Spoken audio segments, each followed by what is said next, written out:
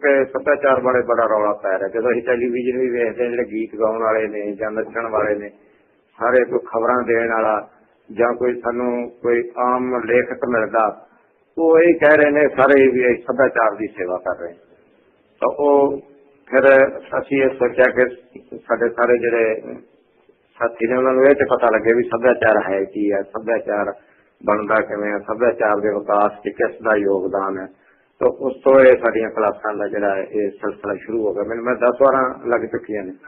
तो सो जिस तरह की साइंटिफिक आपां जिहड़ी जिहनूं कहंदे विज्ञानक जिहड़ी परिभाषा, एक प्रकृति ते साडे आले दुआले जिन्हों असीं नहीं बनाया, जिवें धरती आ, जंगल ने, हवा, नहरां, आ जिहड़ियां नदियां ने पहलां वग रहीआं ने, ये प्रकृति है। दूसरी प्रकृति है जिसने उन्होंने मनुख ने बनाया, जिहड़े मकान ने, सड़कां ने, नहरां ने, और उसनूं बनाउंदा दूसरी प्रकृति का नाम ही जिहड़ा सभ्याचार है। सभ्याचार का मतलब दूसरी प्रकृति जिसनूं मनुख ने खुद उस प्रकृति की मदद दे नाल बनाया, और बनाउंदे खुद उस सभ्याचार ने मनुख नूं भी अज इत्थों तक बना दिता। जिस तरह आप एक खुराक दे विच वेखिया सी कि आदमी की खुराक ने आदमी नूं किन्ना बदल दिता, कि जिहड़े कबीले जां जिहड़े देश ज्यादा मांस खांदे ने, उन्हां दी जिहड़ी वड्डी आंत है उहदी लंबाई छोटी हो गई। जिहड़े अनाज खांदे ने उन्हां दी जिहड़ी ओह लंबाई आ ओह वध गई। तो मतलब साडा कहण दा मतलब सी कि इस तरह विकास नूं मनुख नूं डोलिया कि ਇਹਦੇ ਵਿੱਚ ਕਿਸੇ तरह की कोई ਜਿਹੜੀ कुदरती शक्ति जिवें ਆਪਾਂ कह ਦਿੰਦੇ ਜਾਂ परमात्मा ਜਾਂ रहस्य ਉਹਦਾ कोई भी किसी तरह का भी ਇਹਦੇ ਵਿੱਚ योगदान सी। इस तरह पशुओं ਨੂੰ पालतू बनाउण ਦੇ ਵਿੱਚ ਆਪਾਂ नोट करिਆ सी, क्योंकि मैं थोड़ा हिंट दे रहा, फिर ਆਪਾਂ विस्तार च फिर किते पिछे ला देंगे कि सोवियत वालियां ने कुछ लूंबड़ियां जिन्होंने कदे भी पालतू नहीं बनाया जा सकता, उन्होंने पालतू बनाने की कोशिश करी। होया कि जो ही उन्होंने पालतू बनाना नहीं शुरू करा, उन्होंने पूछ जी सीधी रही थी मरनी शुरू हो गई कुत्ते की तरह, उन्होंने आवाज बदल गई, उन्होंने बच्चे पैदा करने का पीरियड जो एक खास कुदरत वालों फिक्स थी वह भी बदल गया।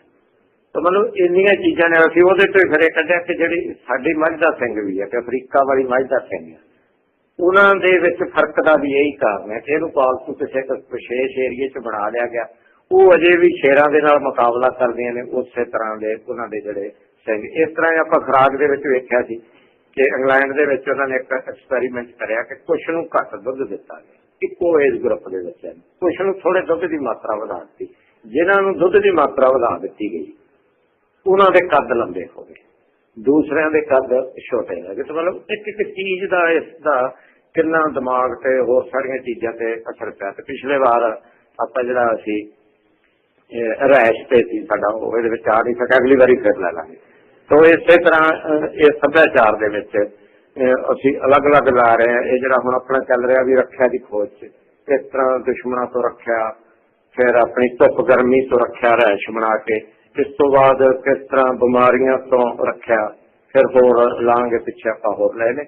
तो विस्तार से कितने जिहड़े अपने साथी कुछ नवे आए हैं उन्होंने लिए आप दोबारा फिर शुरू करांगे। इस तरह की एक क्लास फिलोसफी से चल रही है साल तो भी। फिलोसफी है की है, फिलोसफी का मेन क्वेश्चन की है, उहदे च भी असीं यही कढ रहे हैं सारिਆਂ दे, क्योंकि जदों आप दूसरिਆਂ नाल गल्लां कर रहे हो इन्ना रहस्यवादी जिन्हों पिछां खिचू वातावरण फैल चुकिया कि उस दे विच जिहड़े कोई स्वश साह लेना चाहुंदे ने अगाह वधू उन्हां लई साह लेना भी औखा, वो इस तरह दी गल्लां करदे ने। ओहदी प्रपरेशन दे लई हुण बिल्कुल असीं जिहनूं कहने भी तर्कशील ढंग भी नहीं साडा पूरा आ रहा भी आपां उन्हां नाल वाद विवाद च उन्हां नूं हरा देंगे। तो इस समय साडे लई पूरी तरह विग्यानक सोच का धारनी होना और विग्यानक तत्थां दा साडे कोले होना कि असीं उन्हां दी बचपन दे ढंगां दे नाल जिवें आपां बचपने दे तरीकिਆਂ दे नाल कई वारी बहस खातर बहस नाल हराउने आ, उस तरह ना हरा के सगों आपां उन्हां नूं मुकम्मल तौर ते विग्यानक ढंग दे नाल हराइए। यही असीं फिलोसफी दे विच जिहड़ा ਉਹ क्लासां लग रही ने, ਜਿਹੜੇ कुछ इत्थे भी आउंदे ने, कुछ जे आउणा चाहुंदे होण डॉक्टर सुखदेव जी दे तीजे एतवार लगदी है। पिछले बारी ਉਹਦੇ ਚ फिलोसफी के 2 क्वेश्चन। पहला क्वेश्चन कि भी पहला की है, मूल की है, पदार्थ या विचार, पहला किहड़ी चीज है भी विचार पहला आया। जिस तरह सारे धार्मिक रहस्यवादी कहते हैं कि पहला परमात्मा नूं विचार आया, फिर उन्हें दुनिया की सर्जना करी, फिर बंदा बनाया, फिर हवा बनी, आदम बनया, उस तो अगे ये सारिया चीज़ां साजियां, सारिਆਂ ਦੇ जोड़े बनाए उन्होंने चीज़ों के। इस तरह दूसरा विचार है नहीं पहला पदार्थ बने। आदमी तो बहुत ज्यादा धरती के उत्ते जां आपां ब्रह्मंड च देखते हैं कि ब्रह्मंड के विच जिहड़ी उत्पत्ति है जीव की वो तो बहुत वादी है। ये भी पहला क्वेश्चन है, ये है कि पदार्थ पहला के विचार वो फिर आप भी दसिया भी किस तरह नॉन लिविंग तो लिविंग चीज़ां पैदा हुई भी बिल्कुल ना भी ये फिर पैदा किवें होया। बहुत सारे कहते हैं जीव जंतु पैदा भी नॉन लिविंग तो लिविंग, लिविंग फिर किवें चेतन प्राणी च बदलिया है। उहदे च पिछला ही साडा सी कि की संसार नूं जाणिया जा सकदा। दूजा क्वेश्चन क्योंकि सारे धार्मिक बंदे आंदे ने भी ये जाणिया ही नहीं जा सकदा, बंदे दी एडी बुद्धि नहीं, ये तो परमात्मा का ब्रह्म का एडा पसारा भी जे वो किते जनावे तो फिर गुंगे तो गुंगा भी जिहड़ा गीता जान सकदा, नहीं तो नहीं जान सकदा। ਉਹਦੇ ਤੋਂ ਪਿਛਲਾ ਸਾਡਾ ਇਹ ਸੀ। ਹੁਣ ਇਹ ਜਾਣਨ ਦੀ ਕਿਰਿਆ ਕਿਵੇਂ ਅਗਲੀ ਵਾਰ ਨੂੰ ਜੇ ਕੁਛ ਬੰਦੇ ਜਗਿਆਸੂ ਹੋਣ ਇਸ ਦੇ ਵਿੱਚ ਤਾਂ ਅਸੀਂ ਇਹ ਪਹਿਲਾਂ ਲਾਇਆ ਵੀ ਜਾਣਿਆ ਜਾ ਸਕਦਾ। ਇਹ ਸਾਡਾ ਪਿਛਲਾ ਲੈਕਚਰ ਸੀ। ਇਸ ਤੋਂ ਅਗਲਾ ਇਹ ਆ ਵੀ ਜਾਣਨ ਦੀ ਕਿਰਿਆ ਕਿਵੇਂ ਚੱਲਦੀ ਹੈ ਜਿਹਨੂੰ ਵਿਗਿਆਨ ਦੇ ਵਿੱਚ ਕਿਸ ਤਰ੍ਹਾਂ ਵੀ ਸਾਡੇ ਜਿਹੜਾ ਕਿਸੇ ਚੀਜ਼ ਦਾ ਬਿੰਬ ਸਾਡੀ ਅੱਖ ਤੇ ਪੈਂਦਾ ਫਿਰ ਉਹਨੂੰ ਇਹ ਕਿਸ ਤਰ੍ਹਾਂ ਸਿੱਧਾ ਕਰਦੀ ਆ ਉਹ ਸਾਰਾ ਜਿਹੜਾ ਹੈਗਾ ਉਹ ਅਗਲੇ ਚਲਾਇਆ ਜਾਏਗਾ। ਇਸ ਤੋਂ ਬਾਅਦ ਵੀ ਹੈ ਸੱਚ ਕੀ ਆ ਇਹ ਲਾਉਣ ਤੋਂ ਬਾਅਦ ਤਾਂ ਮੈਂ ਸਮਝਦਾ ਵੀ ਅੱਜ ਦਾ ਜਿਹੜਾ ਸਾਡਾ ਇੱਥੇ ਵਿਸ਼ਾ ਜਿਵੇਂ ਸਰਸਾ ਇਹ ਸਰਸੇ ਤੇ ਸਰਸੇ ਬਾਰੇ ਆਉਂਦਾ ਵੀ ਇੱਥੇ ਕੋਈ ਇੱਕ ਸਰਕਪ ਨਾਂ ਦਾ ਰਾਜਾ ਰਹਿੰਦਾ ਸੀ ਜਾਂ ਰਾਜਿਆਂ ਦੇ ਨਾਂ ਤੇ ਜੋੜਦੇ ਆ ਜਾਂ ਅਸੀਂ ਸਾਧੂ ਸੰਤਾਂ ਦੇ ਨਾਂ ਤੇ ਜੋੜਦੇ ਆ ਤੇ ਇਹਦੇ ਬਸਤੀਆਂ ਵਸਾਉਣ ਦਾ ਵਿਗਿਆਨਕ ਕਾਰਨ ਕੀ ਆ ਉਹਦੇ ਤੇ ਆਪਾਂ ਥੋੜ੍ਹੀ ਅੱਜ ਇਹਦੇ ਵਿੱਚ ਚਰਚਾ ਕਰਾਂਗੇ। ਮੈਨੂੰ ਮੈਂ ਇਹਦਾ ਤੁਸੀਂ ਧਿਆਨ ਨਾਲ ਸੁਣੋਗੇ।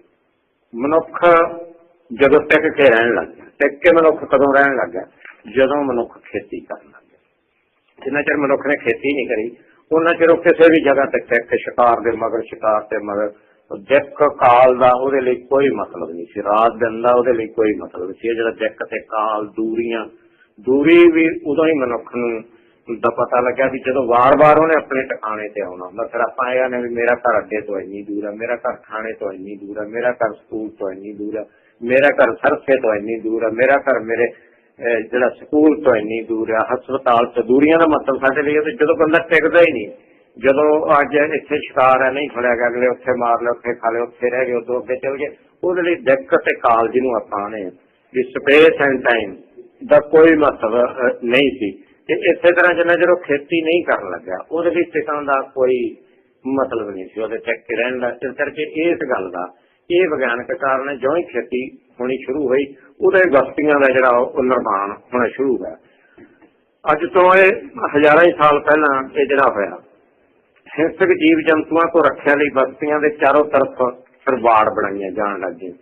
ਜਦੋਂ ਯੁੱਧ ਵੀ ਲੋਕਾਂ ਦੇ ਜੀਵਨ ਦਾ ਹਿੱਸਾ ਬਣ ਗਏ, ਪਹਿਲਾਂ ਤਾਂ ਯੁੱਧ ਨਹੀਂ ਸੀ, ਜਦੋਂ ਇਹ ਬਣ ਗਏ ਤਾਂ ਵਾੜ ਨੇ ਮਜ਼ਬੂਤ ਉੱਚੀ ਕੰਧ ਦਾ ਜਿਹੜਾ ਸਰੂਪ ਲੈ ਲਿਆ ਜਿਹਦੀ ਅੱਜ ਆਪਣੇ ਸਾਹਮਣੇ ਮਿਸਾਲ ਚੀਨ ਦੀ ਦੀਵਾਰ ਹੈ। ਜਿਹੜਾ ਅਸੀਂ ਆਮ ਇੱਕ ਤੁਲਨਾ ਕਰਦੇ ਹਾਂ ਕਿ ਆਦਮੀ ਦਾ ਸਰੀਰ ਸੈੱਲਾਂ ਤੋਂ ਬਣਿਆ ਤੇ ਆਦਮੀ ਦੇ ਸਰੀਰ 'ਚ ਇੰਨੇ ਸੈੱਲ ਨੇ, ਜੇ ਇੱਕ ਸੈੱਲ ਨੂੰ ਇੱਕ ਇੱਟ ਦੇ ਆਕਾਰ ਦਾ ਮੰਨ ਲਿਆ ਜਾਏ ਤੇ ਚੀਨ ਦੀ ਦੀਵਾਰ ਵਰਗੀ ਦੀਵਾਰ 18 ਵਾਰੀ ਧਰਤੀ ਨੂੰ ਆਪਣੇ ਕਲਾ ਵਿੱਚ ਲੈ ਲਏ। ਮਤਲਬ ਹਾਲਾਂਕਿ ਉਹ ਵੀ ਬਹੁਤ ਵੱਡੀ ਕੰਧ ਹੈ ਚੀਨ ਦੀ ਦੀਵਾਰ, ਤਾਂ ਉਹ ਦੀਵਾਰਾਂ ਬਣਨੀਆਂ ਸ਼ੁਰੂ ਹੋ ਗਈਆਂ ਤੇ ਤਾਂ ਕਿ ਜਿਹੜਾ ਨਾ ਬਸਤੀ ਦੇ ਨਿਵਾਸੀਆਂ ਦੀ ਦੁਸ਼ਮਣਾਂ ਤੋਂ ਰੱਖਿਆ ਹੋ ਸਕੇ। ਵਰਤਮਾਨ ਯੂਕਰੇਨ, ਮੋਲਦਾਵੀਆ ਅਤੇ ਰੋਮਾਨੀਆ ਦੇ ਭੂ ਖੇਤਰ ਤੇ ਲਗਭਗ 5000 ਸਾਲ ਪਹਿਲਾਂ ਤਿਰਪੋਲੇ ਸੰਸਕ੍ਰਿਤੀ ਦੀਆਂ ਬਸਤੀਆਂ ਵੇਖੀਆਂ ਜਾ ਸਕਦੀਆਂ। ਇੱਕ ਬਸਤੀ ਦਾ ਖੇਤਰਫਲ 10 ਹੈਕਟਰ ਤੋਂ ਵੀ ਜ਼ਿਆਦਾ ਹੁੰਦਾ ਸੀ ਅਤੇ ਉਸ ਵਿੱਚ 30 ਤੋਂ 40 ਹਜ਼ਾਰ ਤੱਕ ਲੋਕ ਰਹਿੰਦੇ ਸਨ। ਇਹ ਬਸਤੀਆਂ ਅੰਡਾਕਾਰ ਹੁੰਦੀਆਂ ਸਨ। ਬਸਤੀਆਂ ਇੱਕ ਦੂਜੀ ਤੋਂ 12 ਤੋਂ 15 ਕਿਲੋਮੀਟਰ ਦੀ ਦੂਰੀ ਤੇ ਹੁੰਦੀਆਂ ਸਨ। ਇਹਨਾਂ 'ਚ ਰਹਿਣ ਵਾਲੇ ਲੋਕ ਖੇਤੀਬਾੜੀ ਕਰਦੇ ਸਨ, ਇਸ ਲਈ ਉਹਨਾਂ ਨੂੰ ਵੱਡੀ ਮਾਤਰਾ ਵਿੱਚ ਖੇਤੀਯੋਗ ਭੂਮੀ ਦੀ ਜ਼ਰੂਰਤ ਹੁੰਦੀ ਸੀ। 2-3 ਪੀੜ੍ਹੀਆਂ ਇੱਕ ਹੀ ਥਾਂ ਤੇ ਰਹਿੰਦੀਆਂ, ਉਸ ਤੋਂ ਬਾਅਦ ਖੇਤੀ ਦਾ ਜਿਹੜਾ ਉਸ ਜ਼ਮੀਨ ਦਾ ਉਪਜਾਊਪਣ ਘੱਟ ਜਾਂਦਾ ਤੇ ਉਹਨੂੰ ਛੱਡ ਕੇ ਉੱਥੋਂ ਚਲੀ ਜਾਂਦੀ। ਕਿਉਂਕਿ ਇੱਕ ਆਪਣੇ ਸਾਹਮਣੇ ਇਹ ਵੀ ਸਮੱਸਿਆ ਆ ਰਹੀ ਹੈ ਕਿ ਇਹ ਜਿਹੜੇ ਆਪਣੇ ਜਿਵੇਂ ਆਪਣੇ ਦੇਸ਼ 'ਚ ਵੀ ਨੇ ਹੜੱਪਾ, ਮਹਿਮਜੋਦੜੋ ਜਾਂ ਹੁਣ ਬਹੁਤ ਚੇਨ ਹੀ ਪੂਰੀ ਕਾਲੀਆਂ ਵੰਗਾਂ, ਪਹਿਲਾਂ ਤੇ 3 ਕੀ ਲੱਭੀਆਂ ਸੀ, ਹੁਣ ਆਪਣੇ ਇੱਧਰ ਫਤਿਆਬਾਦ ਦੇ ਕੋਲ ਬਾਣ ਵਾਲਾ ਤੇ ਫਿਰ ਮਹਿਮ ਦੇ ਕੋਲੇ ਵੀ ਇੱਕ ਪੂਰੀ ਇੰਡੀਆ 'ਚ ਚੇਨ ਹੀ ਲੱਭ ਪਈ ਆ ਇਸ ਤਰ੍ਹਾਂ ਦੀਆਂ ਬਸਤੀਆਂ ਦੀ। ਵੀ ਇਹ ਕਿਉਂ ਬਸਤੀਆਂ ਵਸਦੀਆਂ ਸਨ ਤੇ ਫਿਰ ਕਿਉਂ ਉੱਜੜ ਜਾਂਦੀਆਂ ਸਨ। ਇਹ ਤੇ ਆਪਾਂ ਤੈਅ ਕਰ ਲਿਆ ਕਿ ਖੇਤੀ ਜਿਉਂ ਹੀ ਹੋਣੀ ਸ਼ੁਰੂ ਹੋਈ ਤੇ ਫਿਰ ਉਸ ਤੋਂ ਬਾਅਦ ਕੀ ਹੋਇਆ ਕਿ बहुत बारी फिर ये क्याफे लाए जाते भी क्यों ये नगर व्यस्त हो गए जां आरिया ते दरावड़ां दी। ਉਹਦੇ 'ਚ ਇੱਕ बहुत ਵੱਡਾ ਕਾਰਕ ਇਹ ਵੀ ਆ कि वो जमीन ਜਿਹੜੇ ਤੇ ਉਹਨਾਂ ਨੂੰ ਏਡੀ ਵੱਡੀ ਖੇਤੀ ਦੀ ਲੋੜ ਪੈਂਦੀ ਸੀ, ਉਪਜਾਊ ਨਹੀਂ ਸੀ ਰਹੀ, ਕਿਉਂਕਿ ਅੱਜ ਵੰਗ ਖਾਦਾਂ ਵਗੈਰਾ ਦਾ ਨਹੀਂ ਸੀ। ਤੇ ਫਿਰ ਉਹਨਾਂ ਨੂੰ ਛੱਡ ਕੇ ਅੱਗੇ ਚਲੇ ਜਾਂਦੇ, ਅੱਗੇ ਹੋਰ ਜਗ੍ਹਾ ਜਾ ਕੇ ਫਿਰ ਉਹ ਨਵੇਂ ਜੰਗਲ ਕੱਢਦੇ, ਜੰਗਲਾਂ ਨੂੰ ਅੱਗ ਲਾ ਦਿੰਦੇ, ਉਹਦੀ ਜਿਹੜੀ ਸੁਆਹ ਉਹ ਰਾਖ ਹੈ ਜਿਹੜੀ ਉਹ ਇੱਕ ਚੰਗੀ ਖਾਦ 'ਚ ਬਦਲ ਜਾਂਦੀ। ਇਸ ਤਰ੍ਹਾਂ ਫਿਰ ਉਹ ਜਿਹੜੀ ਉਹਨਾਂ ਨੂੰ ਇੱਕ ਨਵੀਂ ਜ਼ਮੀਨ ਜਿਹੜੀ ਆ ਹੋਰ ਖੇਤੀ ਲਈ ਮਿਲ ਜਾਂਦੀ। ਕਾਸਮਹਿਲ ਦੇ ਕੋਲ ਆਰਕਨਦੀਰ ਸਮੂਹ ਤੇ ਅਜਿਹੀਆਂ ਬਸਤੀਆਂ ਲੱਭੀਆਂ ਹਨ ਜਿਹੜੀਆਂ ਪੂਰੀ ਤਰ੍ਹਾਂ ਪੱਥਰ ਦੀਆਂ ਬਣੀਆਂ, ਜਿੱਥੇ ਸਾਰੀਆਂ ਦੇ ਸਾਰੇ ਜਿਹੜੇ ਮਕਾਨ ਨੇ ਉਹਨਾਂ ਦੇ ਪੱਥਰ ਦੇ ਨੇ। ਮਕਾਨ ਦੀਆਂ ਕੰਧਾਂ ਬਸਤੀ ਦਾ ਪ੍ਰਕੋਟਾ, ਤਹਿਸੀਲ ਪ੍ਰਕੋਟਾ ਜਿਹਨੂੰ ਕਹਿ ਦਿੰਦੇ, ਤੇ ਮਕਾਨਾਂ ਨੂੰ ਇੱਕ ਦੂਜੇ ਨਾਲ ਜੋੜਨ ਵਾਲੇ ਗਲਿਆਰੇ, ਸੌਣ ਦੇ ਥਾਂ ਮੇਜ਼ਾਂ, ਸੈਲਫਾਂ, ਸੰਦੂਕ ਅਤੇ ਭੰਡਾਰ ਘਰ ਸਾਰਾ ਕੁਝ ਪੱਥਰ ਦਾ ਬਣਿਆ ਹੋਇਆ। ਇਹਨਾਂ ਦੀਪਾਂ ਦੀ ਜਲਵਾਯੂ ਠੰਡੀ ਹੈ, ਇੱਥੇ ਦਰਖਤ ਨਹੀਂ ਉੱਗਦੇ, ਲੋਕ ਇੱਥੇ ਭੇਡਾਂ ਪਾਲਦੇ ਸਨ ਜਿਨ੍ਹਾਂ ਤੋਂ ਮਾਸ, ਉੱਨ ਅਤੇ ਖੱਲਾਂ ਪ੍ਰਾਪਤ ਹੁੰਦੀਆਂ ਸਨ। ਅਜਿਹੀ ਬਸਤੀ ਵਿੱਚ ਕੁਝ 100 ਲੋਕ ਹੀ ਰਹਿੰਦੇ ਸਨ। ਵੈਸੇ ਵੀ ਲੋਕ ਆਪਣੇ ਜੀਵਨ ਦੀ ਕੰਮ ਚਲਾਊ ਹੀ ਨਹੀਂ ਬਲਕਿ ਕੁਝ ਹੱਦ ਤੱਕ ਆਰਾਮ ਦੇ ਹਾਲਤ ਬਣਾਉਣ ਵਿੱਚ ਸਫਲ ਰਹੇ। ਸਮਾਜ ਦੀ ਵਰਗ ਵੰਡ ਜਿਉਂ-ਜਿਉਂ ਗਹਿਰੀ ਹੋਣ ਲੱਗੀ। ਪਹਿਲਾਂ ਤਾਂ ਸਮਾਜ ਦੇ ਵਿੱਚ ਕੋਈ ਵਰਗ ਵੰਡ ਨਹੀਂ ਸੀ, ਊਚ ਨੀਚ ਨਹੀਂ ਸੀ, ਅਮੀਰ ਗਰੀਬ ਦਾ ਪਾੜਾ ਨਹੀਂ ਸੀ। ਜਦੋਂ ਇਹ ਹੋਣ ਲੱਗਿਆ ਕਿਉਂ ਤੋਂ ਕਬੀਲਿਆਂ ਦੇ ਵਿੱਚ ਯੁੱਧ ਭੜਕਣ ਲੱਗੇ ਤਾਂ ਕੁਝ ਜਾਤੀ ਬਸਤੀਆਂ ਨਗਰ ਬਣ ਗਈਆਂ। ਇਹ ਆਮ ਤੌਰ ਤੇ ਕਿਲਾਬੰਦ ਨਗਰ ਹੁੰਦੇ ਸਨ। ਅੱਜ ਅਸੀਂ ਜਿਨ੍ਹਾਂ ਪ੍ਰਾਚੀਨ ਨਗਰਾਂ ਦੇ ਬਾਰੇ ਜਾਣਦੇ ਹਾਂ ਉਹਨਾਂ ਵਿੱਚੋਂ ਇੱਕ ਵਰਤਮਾਨ ਫਲਸਤੀਨ ਦੇ ਇਲਾਕੇ ਵਿੱਚ ਹੈ। ਜੈਰਕੋ ਨਾਂ ਦਾ ਇਹ ਨਗਰ ਅੱਜ ਤੋਂ 10,000 ਸਾਲ ਪਹਿਲਾਂ ਬਣਿਆ। ਸੋਵੀਅਤ ਵਸਤੂਕਾਰ ਵੀ ਗਲਾਜੀ ਚੇਵ ਇਸ ਦਾ ਵਰਣਨ ਇਹਨਾਂ ਸ਼ਬਦਾਂ ਵਿੱਚ ਕਰਦਾ ਹੈ। ਇਹਦੇ ਚਾਰੋਂ ਤਰਫ 2 ਮੀਟਰ ਤੋਂ ਵੀ ਜ਼ਿਆਦਾ ਚੌੜਾ ਪੱਥਰਾਂ ਦਾ ਪ੍ਰਕੋਟਾ ਸੀ ਅਤੇ ਇੱਕ ਗੜ੍ਹ ਜਾਂ ਦੁਰਗ ਜਿਸ ਦਾ ਬੁਰਜ ਘੱਟੋ ਘੱਟ 10 ਮੀਟਰ ਉੱਚਾ ਰਿਹਾ ਹੋ ਗਿਆ। ਇਸ ਦਾ ਬਾਕੀ ਬਚਿਆ ਭਾਗ ਵੀ 8 ਮੀਟਰ ਉੱਚਾ। ਇਸ ਨਗਰ ਵਿੱਚ ਧੁੱਪ ਨਾਲ ਸੁਕਾਈਆਂ ਇੱਟਾਂ ਦੇ ਬਣੇ ਮਕਾਨ, ਮਤਲਬ ਕੱਚੀਆਂ ਇੱਟਾਂ ਦੇ, ਜੋ ਆਪਣੇ ਆਕਾਰ ਵਿੱਚ ਅੰਡਾਕਾਰ ਸਨ। ਇੱਥੇ ਇੱਕ ਦੇਵਾਲਿਆ ਵੀ ਹੈ ਤੇ ਉਸ ਵਿੱਚ ਲੱਕੜੀ ਦਾ ਦੀਵਾਰ ਮੰਡਪ ਹੈ। ਇਸ ਤੋਂ ਪਤਾ ਲੱਗਦਾ ਕਿ ਉਹ ਦੀਵਾਰ ਮੰਡਪ ਜੋ ਬਾਹਰੀ ਤੋਂ ਅੰਦਰ ਵੱਲ ਸੰਸਾਰਕ ਤੋਂ ਪਾਵਨ ਸਥਲ ਵਿੱਚ ਪ੍ਰਵੇਸ਼ ਦੇ ਪ੍ਰਤੀਕ ਦੇ ਨਾਂ ਤੇ 10,000 ਸਾਲ ਤੱਕ ਪਹਿਲਾਂ ਪ੍ਰਚਲਿਤ ਰਿਹਾ, ਉਹ ਦੀਵਾਰ ਮੰਡਪ ਉਸ ਕਾਲ ਵਿੱਚ ਵੀ ਬਣਾ ਲਿਆ ਜਾ ਚੁੱਕਿਆ ਸੀ। ਪ੍ਰਾਚੀਨ ਭਾਰਤ ਦੇ ਹੁਣ ਮੋਹਨਜੋਦੜੋ ਤੇ ਹੜੱਪਾ ਦੇ ਨਾਂ ਨਾਲ ਜਾਣੇ ਜਾਂਦੇ ਨਗਰਾਂ ਵਿੱਚ ਹਰ ਇੱਕ ਦਾ ਖੇਤਰਫਲ ਘੱਟੋ ਘੱਟ ਲਗਭਗ 260 ਹੈਕਟਰ ਸੀ। ਇੱਥੇ ਕੁਝ ਸੜਕਾਂ ਪੂਰਬ ਤੋਂ ਪੱਛਮ ਦਿਸ਼ਾ ਨੂੰ ਇੱਕ ਦੂਜੀ ਦੇ ਸਮਾਨਾਂਤਰ ਬਣਾਈਆਂ ਗਈਆਂ ਹਨ, ਜਦੋਂ ਕਿ ਕੁਝ ਸੜਕਾਂ ਉੱਤਰ ਤੋਂ ਦੱਖਣ ਵੱਲ ਜਾਂਦੀਆਂ ਹਨ। ਅਜਿਹਾ ਸਿਰਫ ਸੰਯੋਗ ਹੀ ਨਹੀਂ, ਇਸ ਤਰ੍ਹਾਂ ਨਗਰ ਵਿੱਚ ਸਦਾ ਤਾਜ਼ੀ ਹਵਾ ਆਉਣ ਦਾ ਕੁਦਰਤੀ ਪ੍ਰਬੰਧ ਕੀਤਾ ਗਿਆ, ਕਿਉਂਕਿ ਆਪਣੇ ਆਮ ਤੌਰ ਤੇ ਹਵਾ ਜਿਹੜੀ ਆ ਪੂਰਬ ਪੱਛਮ ਵਾਲੀ ਜਾਂ ਫਿਰ ਕਦੇ ਕਦੇ ਉੱਤਰ ਤੋਂ ਦੱਖਣ ਵਾਲੀਆਂ ਹੀ ਚੱਲਦੀਆਂ ਹਨ। ਸੜਕਾਂ ਖੁੱਲੀਆਂ ਤੇ ਚੌੜੀਆਂ ਸਨ, ਕੁਝ ਸੜਕਾਂ ਤਾਂ 10 ਮੀਟਰ ਤੱਕ ਚੌੜੀਆਂ ਸਨ। ਗਰਮ ਜਲਵਾਯੂ ਵਿੱਚ ਨਗਰ ਵਿੱਚ ਸਵੱਛਤਾ ਦਾ ਧਿਆਨ ਰੱਖਣਾ ਮਹੱਤਵਪੂਰਨ ਸੀ। ਪੁਰਾਤਤਵ ਇਸ ਗੱਲ ਨਾਲ ਇਕਮਤ ਹਨ ਕਿ ਨਾਲੀਆਂ ਦੀ ਆਦਿ ਭਾਰਤੀ ਪ੍ਰਣਾਲੀ ਪ੍ਰਾਚੀਨ ਯੁੱਗ ਦੀ ਹੁਣ ਤੱਕ ਗਿਆਤ ਸਾਰੇ ਸੈਨੀਟਰੀ ਵਿਵਸਥਾ ਤੋਂ ਸਰਵਸ਼੍ਰੇਸ਼ਟ ਹੈ। ਹਰ ਸੜਕ ਦੇ ਥੱਲੇ ਇੱਟਾਂ ਨਾਲ ਬਣੀ ਵੱਡੀ ਨਾਲੀ ਸੀ, ਜਿਸ ਵਿੱਚ ਮਕਾਨਾਂ ਤੋਂ ਆਉਂਦੀਆਂ ਛੋਟੀਆਂ ਨਾਲੀਆਂ ਜੁੜੀਆਂ ਹੋਈਆਂ ਸਨ। ਮਕਾਨਾਂ ਵਿੱਚ ਕੂੜਾ ਕਰਕਟ ਪੇਟੀਆਂ ਰੱਖਿਆ ਜਾਂਦਾ ਸੀ ਤੇ ਸ਼ੌਚਾਲਯ ਵੀ ਸਨ। ਇਸ ਗੱਲ ਦੀ ਵੀ ਵਿਵਸਥਾ ਸੀ ਕਿ ਬਾਰਿਸ਼ ਦਾ ਪਾਣੀ ਨਗਰ ਦੀਆਂ ਸੜਕਾਂ ਤੇ ਰੁਕਿਆ ਨਾ ਰਹੇ। ਹਮਾਮ ਅਤੇ ਇਸ਼ਨਾਨ ਘਰ ਇਹਨਾਂ ਨਗਰਾਂ ਵਿੱਚ ਸਨ। ਸਫਾਈ ਪ੍ਰਬੰਧ ਦਾ ਪੂਰਾ ਚਿੱਤਰ ਪੇਸ਼ ਕਰਦੇ ਹਨ। ਪ੍ਰਾਚੀਨ ਨਗਰ ਦਾ ਪ੍ਰਕੋਟਾ ਮਨੁੱਖ ਦੀ ਕੇਵਲ ਪ੍ਰਾਕ੍ਰਿਤਿਕ ਸ਼ਕਤੀਆਂ ਤੋਂ ਹੀ ਰੱਖਿਆ ਨਹੀਂ ਸੀ ਕਰਦਾ, ਸਗੋਂ ਇੱਕ ਸਮੁਦਾਇ ਦੇ ਲੋਕਾਂ ਦੀ ਦੂਜੇ ਸਮੁਦਾਇ ਦੇ ਲੋਕਾਂ ਤੋਂ ਵੀ ਬਚਾਉਂਦਾ ਸੀ। ਜਿਸ ਤਰ੍ਹਾਂ ਆਪਣੇ ਬਹੁਤ ਪੁਰਾਣੇ ਪਿੰਡਾਂ ਦੇ ਆਲੇ ਦੁਆਲੇ ਕੰਧ ਇੱਕ ਦਰਵਾਜ਼ਾ ਹੁੰਦਾ ਸੀ, ਉਹਦੇ 'ਚ ਪ੍ਰਵੇਸ਼ ਸੀ। ਦਰਵਾਜ਼ੇ ਦੇ ਵੱਡੇ ਦਰਵਾਜ਼ੇ ਲਾ ਦਿੱਤੇ ਜਾਂਦੇ ਸਨ ਰਾਤ ਨੂੰ, ਚੋਰਾਂ ਤੋਂ, ਹੋਰਾਂ ਤੋਂ, ਦੁਸ਼ਮਣਾਂ ਤੋਂ ਜਾਂ ਜੰਗਲੀ ਜਾਨਵਰਾਂ ਤੋਂ ਬਚਾ ਲਈ। ਤੇ ਇਹ ਸਿਰਫ ਉਹਨਾਂ ਤੇ ਰੱਖਿਆ ਨਹੀਂ, ਸਗੋਂ ਇੱਕ ਸਮੁਦਾਇ ਦੇ ਲੋਕਾਂ ਦੀ ਦੂਜੇ ਸਮੁਦਾਇ ਦੇ ਲੋਕਾਂ ਤੋਂ ਵੀ ਬਚਾਉਂਦਾ ਸੀ ਅਤੇ ਸ਼ਾਸਨ ਕਰਨ ਵਾਲਿਆਂ ਨੂੰ ਦੂਜੇ ਲੋਕਾਂ ਦੇ ਗੁੱਸੇ ਤੋਂ ਬਚਾਉਂਦਾ ਸੀ, ਕਿਉਂਕਿ ਸ਼ਾਸਨ ਕਰਨ ਵਾਲਿਆਂ ਦੇ ਖਿਲਾਫ ਵਾਰ-ਵਾਰ ਲੋਕਾਂ ਦੇ ਜਿਹੜੇ ਆ ਕਿਸਾਨਾਂ ਦੇ ਖਾਸ ਕਰਕੇ ਗੁੱਸੇ ਫੱਟ ਪੈਂਦੇ ਸੀ। ਅੰਗਰੇਜ਼ੀ ਦਾ ਮੁਹਾਵਰਾ ਹੈ ਇੱਕ, ਮੇਰਾ ਘਰ ਮੇਰਾ ਕਿਲਾ ਹੈ। ਸੱਚੇ ਇਤਿਹਾਸ ਵਿੱਚ ਕਿਲ੍ਹਾਨੁਮਾ ਘਰਾਂ ਦਾ ਵਰਣਨ ਮਿਲਦਾ ਹੈ। ਇਹ ਘਰਾਂ ਨੂੰ ਦੁਸ਼ਮਣਾਂ ਦੁਆਰਾ ਘੇਰਾ ਪਾ ਲੈਣ ਦੇ ਬਾਵਜੂਦ ਲੰਬੇ ਸਮੇਂ ਤੱਕ ਮੁਕਾਬਲੇ ਚੱਲਦੇ ਸਨ। ਇਹ ਗੱਲ ਮੱਧ ਯੁਗੀਨ ਕਿਲਿਆਂ ਤੇ ਵੀ ਲਾਗੂ ਹੁੰਦੀ ਹੈ। ਕਕੇਸ਼ੀਆ ਤੇ ਸਵਾਕੇਤੀਆ ਖੇਤਰ ਵਿੱਚ ਸਦੀਆਂ ਤੱਕ ਉੱਚੇ ਬੁਰਜਾਂ ਦੀ ਸੰਸਕ੍ਰਿਤੀ ਆਕ੍ਰਿਤੀ ਦੇ ਮਕਾਨ ਬਣਾਏ ਜਾਂਦੇ ਸਨ। ਉਹਨਾਂ ਦੀਆਂ ਉਤਲੀਆਂ ਮੰਜ਼ਲਾਂ ਤੇ ਹੀ ਲੋਕ ਰਹਿੰਦੇ ਸਨ। ਮਕਾਨ ਨੂੰ ਛੋਟਾ ਮੋਟਾ ਕਿਲਾ ਉਸ ਇਲਾਕੇ ਵਿੱਚ ਹੀ ਬਣਾਇਆ ਜਾਂਦਾ ਜਿੱਥੇ ਲੋਕ ਇਕੱਠੇ ਇੱਕ ਥਾਂ ਤੇ ਨਹੀਂ ਵੱਸ ਸਕਦੇ ਅਤੇ ਹਮਲੇ ਦਾ ਖਤਰਾ ਦਿਨ ਰਾਤ ਰਹਿੰਦਾ ਹੈ। ਜਿਵੇਂ ਆਪਣੇ ਵੀ ਜਿਵੇਂ ਪੰਜਾਬ 'ਚ ਉਦੋਂ ਅੱਤਵਾਦ ਦਾ ਦੌਰ ਚੱਲਿਆ ਤੇ ਬਹੁਤ ਸਾਰੇ ਲੋਕਾਂ ਦੇ ਜਿਨ੍ਹਾਂ ਦੇ ਸਨ ਉਹ ਉਤਲੇ ਥਾਂ ਰਹਿੰਦੇ ਸਨ, ਪੌੜੀਆਂ ਚੱਕ ਲੈਂਦੇ ਨੇ, ਥੱਲੇ ਪੌੜੀਆਂ ਇਸ ਤਰ੍ਹਾਂ ਦੀਆਂ ਜਿਵੇਂ ਆਪਣੀਆਂ ਪੌੜੀਆਂ ਨੇ ਮਕਾਨਾਂ ਦੀਆਂ ਐਵੇਂ ਨਹੀਂ ਬਣਾਉਂਦੇ ਸਨ। ਜ਼ਰੂਰੀ ਨਹੀਂ ਇਹ ਖਤਰਾ ਵਿਦੇਸ਼ੀ ਹਮਲਾਵਰਾਂ ਤੋਂ, ਇਹ ਗੋਤਰੀ ਅਤੇ ਸਮੰਤੀ ਵੈਰਾਂ ਦਾ ਵੀ ਹੋ ਸਕਦਾ ਤੇ ਜਨ ਵਿਦਰੋਹਾਂ ਦਾ ਪ੍ਰਣਾਮ ਵੀ ਹੋ ਸਕਦਾ।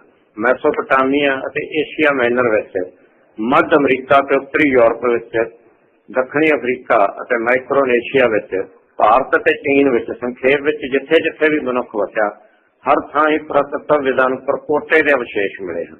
ਲੇਕਿਨ ਇਸ ਵਿੱਚ ਅਚਰਜ ਅਚੰਭੇ ਵਾਲੀ ਕੋਈ ਗੱਲ ਨਹੀਂ।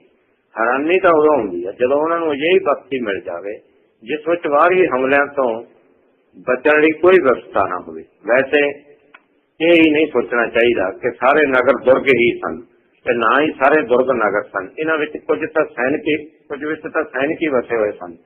ਇਹ ਉੱਥੇ ਆਪਣੇ ਪਰਿਵਾਰਾਂ ਨਾਲ ਰਹਿੰਦੇ ਸਨ। ਆਮ ਤੌਰ ਤੇ ਨਗਰ ਦੇ ਵਿੱਚ ਇੱਕ ਦੁਰਗ ਬਣਾਇਆ ਜਾਂਦਾ ਸੀ, ਕਿਲੇ ਦੇ ਅੰਦਰ ਕਿਲਾ। ਇਹ ਨਗਰ ਦੇ ਅੰਦਰ ਵੜ ਕੇ ਦੁਸ਼ਮਣਾਂ ਤੋਂ ਬਚਣ ਲਈ ਨਗਰ ਵਾਸੀਆਂ ਦੀ ਅੰਤਮ ਸ਼ਰਨ ਹੁੰਦੀ ਸੀ। ਨਗਰ ਦੀਆਂ ਹੇਠਲੀਆਂ ਸ਼੍ਰੇਣੀਆਂ ਦੇ ਵਿਦਰੋਹ ਸਮੇਂ ਵੀ ਉੱਚ ਵਰਗ ਇਸ ਕਿਲੇ ਦੇ ਅੰਦਰ ਹੀ ਸ਼ਰਨ ਲੈਂਦਾ ਸੀ। ਕਿਤੇ ਕਿਤੇ ਨਗਰ ਦੀ ਰੱਖਿਆ ਵਿਵਸਥਾ ਵਿੱਚ ਇੱਕ ਪਾਸੇ ਵਿਜਾਤ ਵਰਗ ਅਤੇ ਦੂਜੇ ਪਾਸੇ ਨਗਰ ਦੇ ਆਮ ਜਨਾਂ ਵਿੱਚ ਅੰਤਰ ਵਿਰੋਧ ਪ੍ਰਤੀਬਿੰਬਿਤ ਹੁੰਦਾ ਹੈ। ਉਦਾਹਰਨ ਦੇ ਤੌਰ ਤੇ ਪੁਰਾਣੇ ਕਾਲਿਨ ਨਗਰ ਦੇ ਭੀਤਰੀ ਦੁਰਗ ਵੀ ਸ਼ਗਰੋਧ ਅਤੇ ਨਗਰ ਦੇ ਬਾਕੀ ਭਾਗ ਦੇ ਵਿੱਚ ਮਜ਼ਬੂਤ ਪ੍ਰਕੋਟਾ ਹੈ। ਵਿਸ਼ਾਲ ਰਾਜਾਂ ਦੇ ਖੇਤਰ ਤੱਕ ਦੀ ਰੱਖਿਆ ਲਈ ਕਾਫੀ ਸੋਚ ਸਮਝ ਕੇ ਕਿਲਿਆਂ ਦਾ ਪੂਰਾ ਜਾਲ ਵਿਛਾਇਆ ਜਾਂਦਾ ਸੀ। 16ਵੀਂ ਅਤੇ 17ਵੀਂ ਸਦੀ ਵਿੱਚ ਰੂਸ ਤੇ ਪੱਛਮੀ ਅਤੇ ਦੱਖਣੀ ਸੀਮਾ ਤੇ ਕਿਲਿਆਂ ਦਾ ਜਾਲ ਵਿਛਾਇਆ ਸੀ। ਪਰੰਤੂ ਆਓ ਇੱਕ ਸਮਾਜਿਕ ਪ੍ਰਗਟਨਾ ਦੇ ਨਾਤੇ ਨਗਰ ਦੇ ਇਤਿਹਾਸ ਤੇ ਝਾਤ ਮਾਰੀਏ। ਆਪਣੇ ਬਣਨ ਦੇ ਨਾਲ ਹੀ ਨਗਰ ਅਨੇਕਾਂ ਸਮਾਜਿਕ ਪ੍ਰਕਿਰਿਆਵਾਂ ਵਿੱਚ ਪ੍ਰਮੁੱਖ ਭੂਮਿਕਾ ਅਦਾ ਕਰਨ ਲੱਗਿਆ। ਇੱਥੇ ਉਤਪਾਦਕ ਸ਼ਕਤੀਆਂ ਦਾ ਵਿਕਾਸ ਸਭ ਤੋਂ ਜ਼ਿਆਦਾ ਤੇਜ਼ੀ ਨਾਲ ਹੋਇਆ। ਸ਼ਿਲਪ ਅਤੇ ਕਲਾ ਦੀ ਉੱਨਤੀ ਹੋਈ। ਰਾਜਨੀਤਿਕ ਜੀਵਨ ਵੀ ਨਗਰ ਵਿੱਚ ਕੇਂਦਰਿਤ ਹੁੰਦਾ ਸੀ। ਆਪਾਂ ਵੀ ਵੇਖਦੇ ਹਾਂ ਕਿ ਆਪਣੇ ਸਿੱਖ ਇਤਿਹਾਸ ਵਿੱਚ ਵੀ ਆਪਣੇ ਸਾਰੇ ਗੁਰੂਆਂ ਨੇ ਨਵੇਂ ਨਵੇਂ ਨਗਰ ਵਸਾਏ ਜਿਹੜੇ ਮੇਨ ਜੀਟੀ ਰੋਡਾਂ ਦੇ ਉੱਤੇ ਸੀ, ਵਪਾਰ ਦੇ ਸਾਧਨ। ਉਹ ਸਾਰੇ ਸਮਾਜ ਦੀਆਂ ਗਤੀਵਿਧੀਆਂ ਨੂੰ ਸੰਚਾਲਨ ਕਰਨ ਦੇ ਕੇਂਦਰਾਂ ਵਜੋਂ ਨਗਰ ਉੱਭਰੇ। ਪ੍ਰਾਚੀਨ ਬਾਬਲ ਵਿੱਚ ਲਿਪੀਬੱਧ ਕੀਤੀ ਹੋਈ ਕਥਾ ਵਿੱਚ ਜਿਸ ਤੇ ਪੂਰਵਵਰਤੀ ਸਮੇਰੀਅਨ ਸੰਸਕ੍ਰਿਤੀ ਦੀ ਸਪਸ਼ਟ ਛਾਪ ਹੈ, ਨਗਰ ਜੀਵਨ ਦਾ ਅਵਿਰਾਮ ਵਰਣਨ ਕੀਤਾ ਗਿਆ ਹੈ। ਧਿਆਨ ਰਹੇ ਕਿ ਇਸ ਮਹਾਂਕਾਵਿ ਵਿੱਚ ਵਰਣਿਤ ਨਗਰਾਂ ਵਿੱਚ ਪ੍ਰਤੱਖ ਤੌਰ ਤੇ 3 ਤੋਂ 5,000 ਤੱਕ ਲੋਕ ਰਹਿੰਦੇ ਸਨ। ਨਗਰ ਉਹ ਕੇਂਦਰ ਸਨ ਜਿੱਥੇ ਸੰਸਕ੍ਰਿਤੀ ਵਿੱਚ ਨਵੇਂ ਪ੍ਰਭਾਵਾਂ ਦਾ ਸਮਾਵੇਸ਼ ਹੁੰਦਾ ਸੀ। ਨਗਰ ਸਥਾਪਤੀ ਅਤੇ ਵਸਤਰਾਂ ਦੀ ਸ਼ੈਲੀ ਨਿਰਧਾਰਤ ਕਰਦੇ ਸਨ। ਅੱਜ ਵੀ ਨਗਰ ਕਰਦੇ ਨੇ ਵੀ ਨਗਰ ਦੇ ਵਿੱਚ ਜਿਹੜਾ ਜਿਸ ਤਰ੍ਹਾਂ ਦਾ ਲੜਕੇ ਜਾਂ ਲੜਕੀਆਂ ਜਾਂ ਲੋਕ ਪਹਿਰਾਵੇ ਪਾਉਂਦੇ ਨੇ ਉਹ ਜਿਹੇ ਪਹਿਰਾਵੇ ਫਿਰ ਪਿੰਡਾਂ 'ਚ ਚਾਲੂ ਹੋ ਜਾਂਦੇ ਸਨ। ਉਹ ਪਹਿਲੇ ਸਮੇਂ ਤੋਂ ਲੈ ਕੇ ਲੱਕੜੀ ਦਾ 5 ਦੀਵਾਰਾਂ ਵਾਲੇ ਠੇਠ ਰੂਸੀ ਦਿਹਾਤੀ ਮਕਾਨ ਰੂਸੀ ਨਗਰਾਂ ਦੀ ਹੀ ਦੇਣ। ਅਜਿਹੇ ਮਕਾਨ ਦਾ ਬਾਹਰੀ ਦੀਵਾਰਾਂ ਤੇ ਖਿੜਕੀਆਂ ਦੇ ਚਾਰੋਂ ਤਰਫ ਜੜੇ ਜਾਣ ਵਾਲੇ ਚੌਕ ਤੇ ਪਰ ਨਕਾਸ਼ੀ ਕਰਨ ਦੀ ਪ੍ਰਥਾ ਵੀ ਨਗਰਾਂ ਤੋਂ ਹੀ ਤੁਰੀ ਸੀ। ਕਾਫਤਾਨ ਅਤੇ ਸਰਾਫਾਨ ਦੇ ਰੂਸੀ ਵਸਤਰਾਂ ਦਾ ਪਹਿਲਾਂ ਨਗਰਾਂ ਤੋਂ ਹੀ ਚੱਲਣ ਹੋਇਆ ਅਤੇ ਫਿਰ ਉਹ ਪੇਂਡੂ ਖੇਤਰਾਂ ਦੇ ਵੀ ਉਹੀ ਵਸਤਰ ਬਣ ਗਏ। ਹੁਣ ਵੀ ਆਪਾਂ ਵੇਖਦੇ ਹਾਂ ਵੀ ਜਿਹੋ ਜਿਹੇ ਸ਼ਹਿਰਾਂ ਦੇ ਵਿੱਚ ਮਕਾਨ ਹੁੰਦੇ ਨੇ ਉਹ ਹੀ ਹੌਲੀ ਪਿੰਡਾਂ ਵੱਲ ਨੂੰ ਬਣਨੇ ਸ਼ੁਰੂ ਹੋ ਜਾਂਦੇ ਨੇ। ਮਨੁੱਖੀ ਸਮਾਜ ਦੇ ਸਾਰੇ ਇਤਿਹਾਸ ਵਿੱਚ ਨਗਰ ਦੀ ਭੂਮਿਕਾ ਨਿਰੰਤਰ ਵੱਧਦੀ ਆਈ ਹੈ। ਉਦਯੋਗਿਕ ਪੂੰਜੀਵਾਦੀ ਯੁੱਗ ਦੇ ਨਾਲ ਹੀ ਇਹ ਵਿਸ਼ੇਸ਼ਤਾ ਵਿਸਾਲ ਹੋ ਗਈ। ਰੂਸੀ ਕਵੀ ਬਲੇਰੀ ਬਰੋਸੋਵ ਨੇ ਆਪਣੇ ਸਮਕਾਲੀਨ ਨਗਰ ਦਾ ਚਿੱਤਰਨ ਇਹਨਾਂ ਸ਼ਬਦਾਂ ਵਿੱਚ ਕੀਤਾ ਹੈ। ਜ਼ਮੀਨ ਤੇ ਫੈਲਿਆ ਰਾਜ ਤੇਰਾ, ਅਸਮਾਨ ਨੂੰ ਵਿੰਨ੍ਹਦੀਆਂ ਰੋਸ਼ਨੀਆਂ ਤੇਰੀਆਂ, ਉੱਚੀਆਂ ਕਾਲੀਆਂ ਚਿਮਨੀਆਂ ਖੜੀਆਂ ਹਨ ਬਣ ਕੇ ਤੇਰਾ ਅਡਿੱਗ ਪਹਿਰੇਦਾਰ, ਫੌਲਾਦ ਇੱਟ ਅਤੇ ਕੱਚ ਤੋਂ ਬਣਿਆ, ਤਾਰਾਂ ਦੇ ਕਵਚ ਵਿੱਚ ਤੂੰ ਕੱਸਿਆ, ਤੇਰੇ ਵਿੱਚ ਹੈ ਸੰਮੋਹਨ ਅਪਾਰ, ਤੂੰ ਹੈ ਇੱਕ ਚੁੰਬਕ ਵਿਸ਼ਾਲ। ਅੱਜ ਦੇ ਨਗਰ ਦਾ ਮਤਲਬ ਚਿੱਤਰ ਖਿੱਚਿਆ। 20ਵੀਂ ਸਦੀ ਵਿੱਚ ਜਦੋਂ ਕਵੀ ਨੇ ਇਹ ਸਤਰਾਂ ਲਿਖੀਆਂ ਸਨ, ਵਿਕਸਿਤ ਉਦਯੋਗਿਕ ਦੇਸ਼ਾਂ ਵਿੱਚ ਹੀ ਨਗਰ ਤੇਜ਼ੀ ਨਾਲ ਵੱਧ ਰਹੇ ਸਨ। ਕਿੰਤੂ ਅੱਜ ਇਹ ਪ੍ਰਕਿਰਿਆ ਵਿਕਾਸਸ਼ੀਲ ਦੇਸ਼ਾਂ ਸਾਡੇ ਦੇਸ਼ਾਂ ਵਿੱਚ ਵੀ, ਭਾਰਤ, ਬੰਗਲਾਦੇਸ਼, ਹੋਰ ਸਾਰੇ ਦੇਸ਼ਾਂ 'ਚ ਵੀ, ਅਫਰੀਕਾ 'ਚ ਵੀ ਇਹ ਕਿਰਿਆ ਤੇਜ਼ੀ ਨਾਲ ਵੱਧ ਰਹੀ ਹੈ। ਅਫਰੀਕਾ ਮਹਾਂਦੀਪ ਨੂੰ ਹੀ ਲਵੋ, ਪਿਛਲੇ ਦਹਾਕੇ ਵਿੱਚ ਉੱਥੇ ਜਨਸੰਖਿਆ ਦਾ ਪ੍ਰਤੀਸ਼ਤ ਜਿਹੜਾ ਸੀਗਾ ਉਹ 5.1% ਵਧੀ, ਜਦੋਂ ਕਿ ਨਗਰਾਂ ਦੀ ਆਬਾਦੀ 10% ਵਧੀ।